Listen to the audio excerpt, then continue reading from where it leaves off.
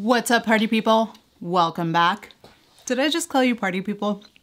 Okay, I don't have a lot of time today, so let's smash through this and wrap it up. What is going on today in crypto? Today in crypto. That was pretty bad. Okay, cool. So here we are, CoinDesk, a whole lot of stuff going on.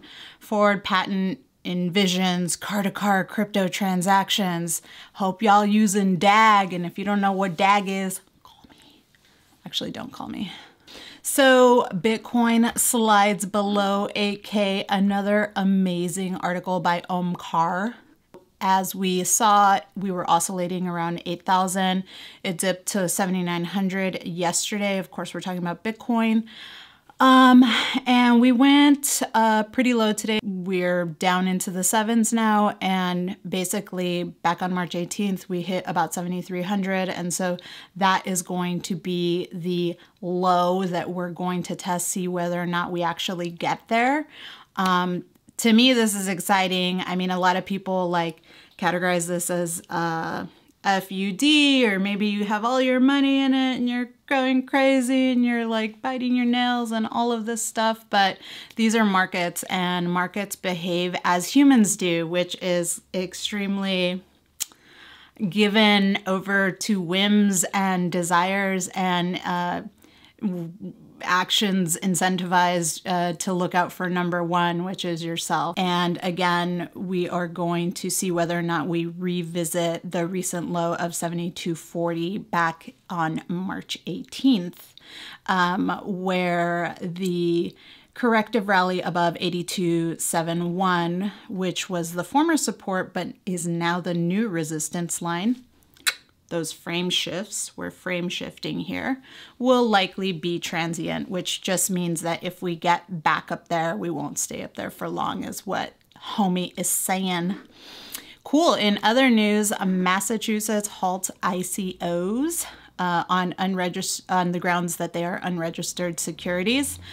This really isn't anything new. A lot of people have been concerned as to whether or not tokens and coins are securities. This is just another development in a larger ongoing conversation covering that. So we'll see here that Massachusetts Secretary of State William Galvin ordered blah-de-blah-de-blah-de-blah to cease their ICO campaigns on Tuesday. I would imagine that these companies were aware that they were in a state that might come down one way or another on this sort of ruling. So it should not come as a surprise to them. In the ICO community, it seems to me that people are very, very aware of positions that the various governmental entities may be occupying, and their own positions, and whether or not they sort of choose to throw caution to the wind and just proceed forward with their ICO and sort of ask for forgiveness as opposed to for permission. Or they are going to go about it in the super, super legal way and use the mechanisms that are currently out there, which there are. Cool. So let's look at the markets really fast. Where are we now? Again, I'm on GDAX, not because I particularly like GDAX. This is not an endorsement of Coinbase. I just happen to have it open, and so I'm going to go ahead and use it. We are on an hour chart. Let's go ahead and begin with, no, let's stick with an hour chart. So here we'll see that we hit a low of about 78.45 around noon Pacific, which was only a couple of hours ago at this point, if that. And we're now experiencing an uptick closer to 8,000. So the current price is 7989.78. And yeah. So again, Omkar says that if we get up to 82 whatever, that it would be transient, which to me sounds like he's expecting us, yes, it and us to all dip back down. Quite a bearish market, as we all know. That's what it is. It is, as they say, or as I like to say, A equals A. I did want to go back here to talk about value really quickly, and I will not spend too much time on my soapbox since I have a very limited time today. This article is by Pete Rizzo, and again, I'll include the link down below. If Facebook can be worth billions, why can't cryptos? You know, I talk to a lot of people who are either new to the community or just not in crypto at all. And one thing that I often hear is the question of what value is cryptocurrency bringing to the world, to humanity at large. A lot of people, when they think of crypto, they think of coins being traded back and forth like some game of Pogs or whatever. And they fail to see, probably for good reason, they fail to see that crypto technologies, cryptographic-based technologies that also include in them certain game theoretic infrastructures, i.e. token economics, as well, that are fitting in to a larger governance structure where there are multiple parties, stakeholders, constituents, if you will, that are all engaged in a mutually symbiotic, mutually beneficial relationship to make sure that the good is achieved and the good is incentivized, the good being relative to the system or the product itself, to the network itself, whereas the bad or the doing the naughty things is disincentivized.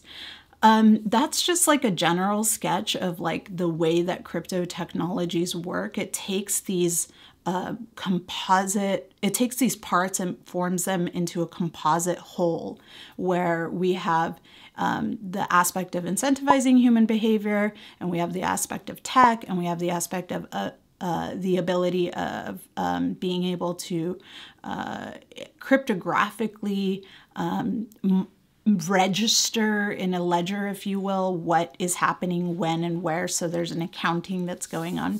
So all of these things bring real world value, and we're at the infrastructure phase, so it's hard to see where we're at in that value actually playing out, but it's happening. And this article is pretty good. Pete talks about Facebook essentially being like a messaging system or app that also, keeps track of all of our data.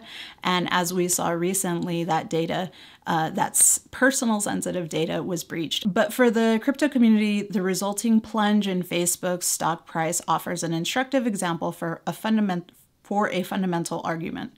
Whether the current cryptocurrency market, in which more than 20 blockchain networks are valued in excess of 1 billion, is overheated or in a bubble. So to answer that question, he continues, it's helpful to ask another one, namely, how exactly is it possible that Facebook, which collects users' identifying data and connects them through messaging, is valued so highly to begin with? So this is food for thought. I won't spend too much time on all of this here, but really the question of value is such a super important question that I think people often take for granted when they're throwing this term value around. I mean, what is value really? When you think about value proposition, the value that a product has or the value that a company has, it sounds often to me as though people occupy the stance where they assume that the value of a product is intrinsic to the product itself, which is to say that the product, if humans didn't exist, would be just as valuable, which doesn't,